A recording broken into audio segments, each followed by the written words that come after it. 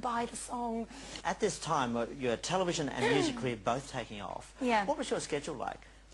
Really stupid, really silly. And it started to affect you in strange ways, didn't it? The 2002 arias, the one before you won all those arias which you could show to your brother. You turned up in a caftan. Now, this wasn't an obscure Kamal tribute. Yeah, there was a reason I wasn't for that. joining your religion. No. Why were you wearing the caftan? Because I was covered in a rash from head to toe. I mean, not my face, luckily, from there downwards. I looked like I'd had the chicken pox or some sort of rash, and I couldn't let anyone see it because I'm sure they would run a mile from me. Yeah. But it wasn't contagious. It was the first signs that my immune system was breaking down, and it was very early on that I got those signs. I had obviously been working ridiculously, but I was so excited because what I had dreamed of doing was now something I was getting to live every day, and I was loving it so much. Other things started to happen, didn't they? The night sweats, tell us about those. Yeah. One of the telling signs with cancer or bad cells in your body was that you have night sweats during the night, and I would wake up like I had been in a bath. From head to toe, I was drenched. You started to get very fatigued, didn't you? I was exhausted. Those couple of weeks before that, I had started to go to the gym because I thought, I'm obviously not fit enough to handle this schedule. I need to start running. I need to start back again. You weren't tired enough, so you thought you'd get tired. No. You know, like you think sometimes you're just not fit. Yeah. I'm eating the wrong foods, all those things. And I found the lump by going to the gym and doing a sit-up. I was with another castmate, and I felt my lump, and I thought I'd popped. I thought I'd actually popped my collarbone out, and it was the tumour had started to make its ugly little face to my neck. Yeah. Is the moment you were told still clear to you? Yes. Oh, very much so.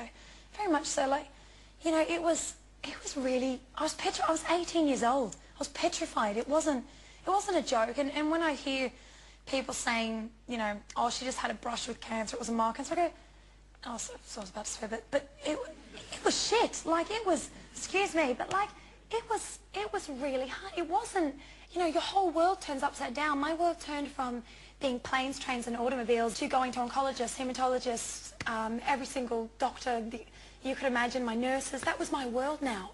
I wrote in my diary that I actually felt like I was an animal trapped in a corner. Like, I couldn't stop shaking. I wouldn't shake. I'll tell you the minute I actually found out, if you want to. I was sitting down, and the door opens, and my mum walks in, and then my brother walks in behind her. Now, my brother doesn't come into the city for anything. Like, he's quite happy out there. He's like, oh, do I have to drive in to see Delta?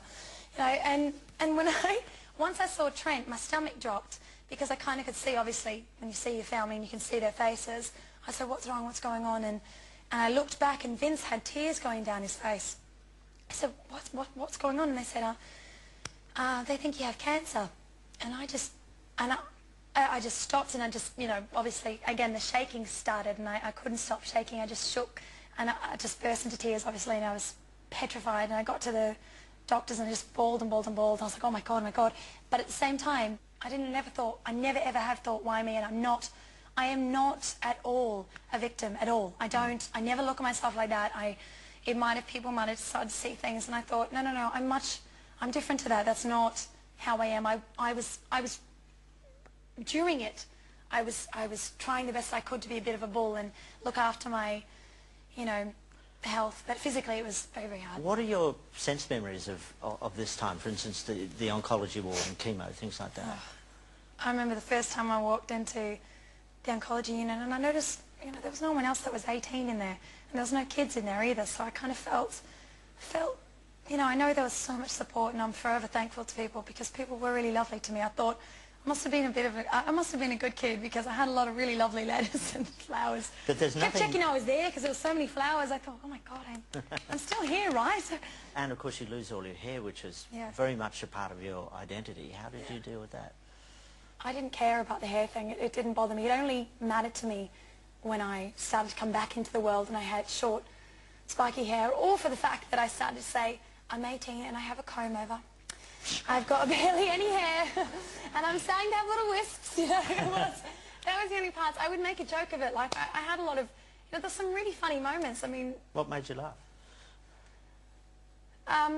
Well, many a times my family would call me Yoda from Star Wars, or, you know, I had one funny thing. This probably might sound a bit sick, but it was kind of funny that after I had the tumours out, my first operation, I was starting to wake up thinking maybe it was a really bad, maybe this was a wake-up call for me. It wasn't, but maybe it was a wake-up call. I've got to slow down. And because Mum was just a little, pretty upset, and she was a bit shaky and sort of, I was just waking up, and she was like, do you need, I'll get you a drink. I'm like, it's fine, Mum. And I had things hanging out of me, hanging on the neck and the arms, and my mum and I were in there, and she's devastated, and she, like, accidentally dropped the apple juice all over the gown, so I was drenched, right? I'm lying there drenched. I was like, it's fine. It's not fine. I'm so sorry. And I'm going, it's fine, Mum. It's fine. It's fine. It's fine. And then she's going, okay, we'll just change the nightie. And I was like, okay, we'll change the nightie. So I moved to the side, and I'm sort of taking, and she's moved a couple of my drips, and they've started spurting blood everywhere, And so Mum's seeing the blood, and one of them's half up. The whole cannula's filling with blood. Mum going, oh my God! And she's fainted. And I stood there and I was like, and I'm half naked. So I'm sitting there basically nudged in the hospital, like drenched in apple juice, with blood spitting on my arm, and Mum's on the floor naked. I'm sorry, no, she's not naked. Sorry, she's not naked. Oh my God, sorry, You just Mum. keep going. This is getting better and better. So sorry, no, but I mean, she was out cold. Anyway, she's out cold, and then I'm trying to go, oh my gosh, because I'm not good with blood at this stage. I am now, but like I really wasn't at this stage.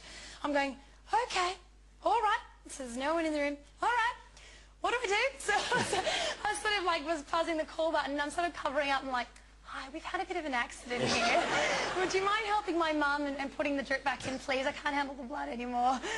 So we had I love the thought of that nurse walking in and seeing you covered in apple juice and naked. I was standing there like this, covering my breasts, like going like this. And the nurse goes, I'm not even going to ask. We see a lot of stuff here.